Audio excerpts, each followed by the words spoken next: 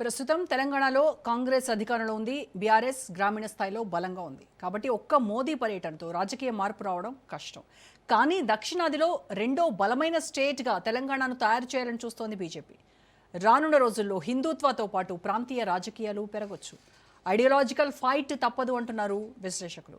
Right, ఇదే అంశంపై ఇవాల్టి డిబేట్లో మనం చర్చిద్దాం. డిబేట్లో పార్టిసిపేట్ చేస్తున్నారు సాదిక్ గారు, సీనియర్ విశ్లేషకులు, అండ్ అలాగే దూదిమెట్ల బాలరాజ్ గారు, బీఆర్ఎస్ నాయకులు, బీజేపీ నాయకురాలు ప్రభా గౌడ్ గారు, అండ్ స్టూడియోలో నాతో పాటు ఉన్నారు కాంగ్రెస్ నాయకులు వెంకట్ నాయక్ గారు. నమస్కారం అండి అందరికీ. రైట్, ముందుగా సాదిక్ గారు మీతో స్టార్ట్ చేద్దాం సార్. ప్రధాని మోదీ పర్యటన తర్వాత తెలంగాణ రాజకీయం ఒక్కసారిగా హీట్ ఎక్కింది. అంటే ముఖ్యంగా ఏపీ ఫార్ములాను ఇక్కడ కూడా వర్కౌట్ చేయాలి తెలంగాణలో. అందులో హైదరాబాద్లో ముందుగా దీన్ని తీసుకురావాలి అనేటువంటిది బీజేపీ ప్లాన్గా కనబడుతూ ఉంది. అంటే గ్రేటర్ హైదరాబాద్లో ఇది వర్కౌట్ అవుతుందా, ఏం జరగబోతుంది అంటారు? అండ్ ఏపీలో సక్సెస్ అయినటువంటి ఈ ఫార్ములాని ఎందుకు ఇక్కడ బీజేపీ నమ్ముకోవాలని చూస్తోంది? అంటే స్థానిక క్యాడర్కి అంత సీన్ లేకపోవడం వల్ల కూటమి ప్రయత్నాల్లో ఉందా? ఇలా రకరకాల అనుమానాలు, సందేహాలు ఉన్నాయి. ఏం చెప్తారు సార్ మీరు? అర్బన్లో బీజేపీ కొంత బలాన్ని కలిగి ఉందన్నమాట వాస్తవం.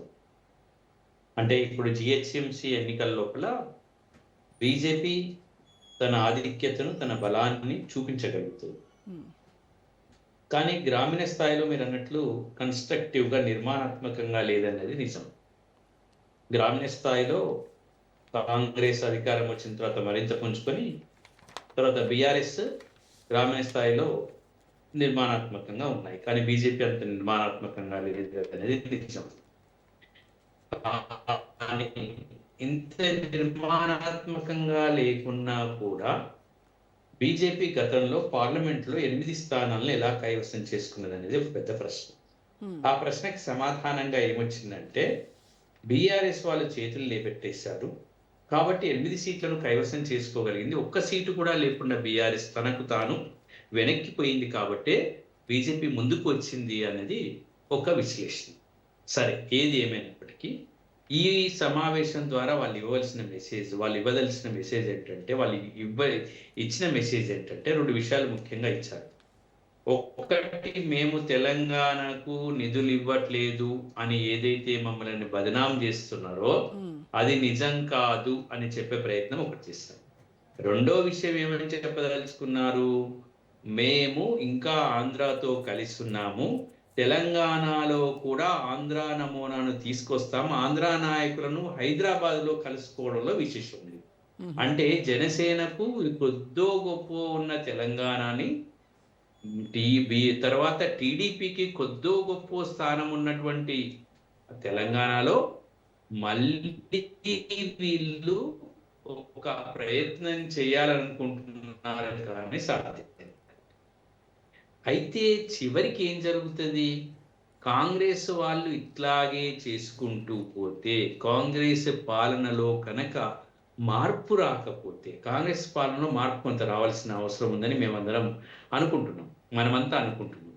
వాళ్ళు ఇచ్చినటువంటి హామీల్లో కానీ, వాళ్ళు ఇవ్వాల్సినటువంటి విషయాల్లో కానీ ఇవన్నీ మార్పులు రాకపోతే బీఆర్ఎస్ తర్వాత రేపు బీజేపీ తన ఆధిక్యతను అసెంబ్లీ ఎన్నికల్లో చూపించగలుగుతుంది. ఎందుకంటే యాంటీ ఇన్కంబెన్సీ పెరుగుతుంది, అంటే ప్రభుత్వ వ్యతిరేకత పెరుగుతుంది. ఆ వ్యతిరేకత పెరిగే క్రమంలో వీళ్ళిద్దరూ కూడా తమ స్థానాలను పదిలపరుచుకుంటారు.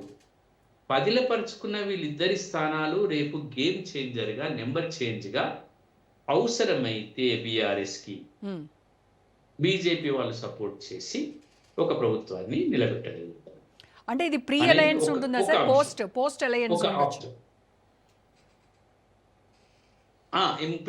పోస్ట్ అలయన్స్, ప్రీ అలయన్స్ ఉండదు. ఎందుకంటే ప్రీ అలయన్స్ లో ఉంటే బదనాం చేస్తారు కదమ్మా. ఇప్పుడు వీళ్ళు వేరుగానే పోటీ చేస్తారు, త్రిముఖ పోటీనే ఉంటది. Congress, BJP, BRS, Congress. అయితే ఈ త్రిముఖ పోటీలో బీజేపీకి తాను చేయాల్సిన స్థానాలు రావు.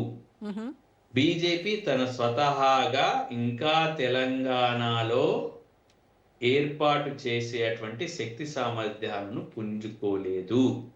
అది నిజం రాబోయే దాంట్లో.